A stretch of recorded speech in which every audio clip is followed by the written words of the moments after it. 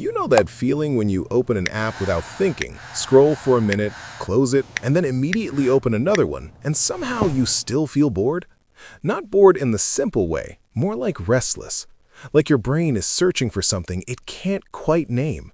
And even when something good happens, even when you're laughing with friends or finally getting a break, there's this strange background pressure. A quiet sense that you should be doing more, becoming more, fixing something, catching up to something. A lot of people don't notice that feeling, but some people live inside it.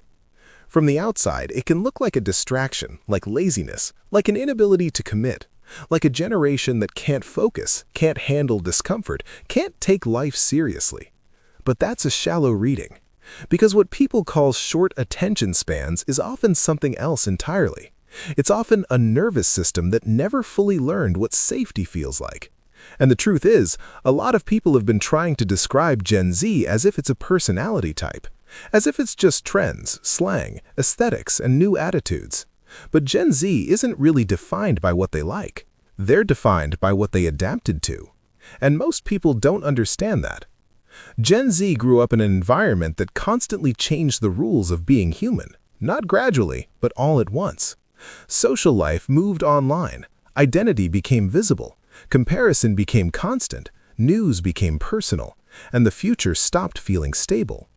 So when people talk about Gen Z like they're fragile or entitled or addicted to their phones, they're usually describing the surface behavior, not the psychological structure underneath it.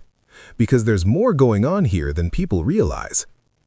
If you want to understand Gen Z psychologically, you have to understand what happens to a mind that develops in a world where attention is monetized. Not metaphorically, literally. Modern platforms are built on behavioral science. They're engineered to capture the brain's reward system in the same way slot machines do. Variable reward schedules, endless novelty, unpredictable social feedback. And this isn't a moral panic thing, it's neuroscience. Dopamine isn't the chemical of pleasure the way people casually say it is. Dopamine is the chemical of pursuit. It spikes when your brain thinks something might matter, something might be rewarding, something might be worth chasing. So if you grow up surrounded by infinite scroll, notifications, and constant microstimulation, your brain becomes trained for seeking, for scanning, for staying alert. It's not that you can't focus, it's that your brain learns early that the world changes too quickly to relax into one thing for too long. Researchers have been studying how attention works in high-stimulation environments for years, and the consistent finding isn't that young people are worse, it's that the brain adapts. The mind becomes quicker at switching tasks, quicker at processing information, quicker at detecting social cues. But the cost is depth. Because deep focus requires a sense of internal permission. It requires the feeling that nothing urgent is about to happen. It requires safety.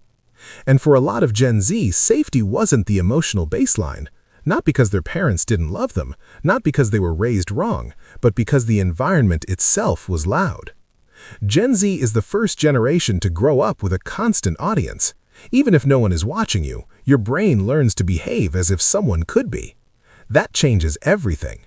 When you live with the possibility of being recorded, screenshotted, judged, compared, or misunderstood, you don't just develop a personality, you develop a self-monitoring system.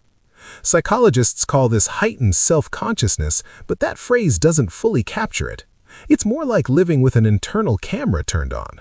And when that camera is always running, it becomes hard to feel real. That's why so many Gen Z experiences are described with words like dissociation, numbness, emptiness, depersonalization, burnout. Not because they're broken, because their minds are overloaded. There's also something else that shaped Gen Z more than people want to admit. They grew up watching adults fail in public. Not just in personal ways, in systemic ways.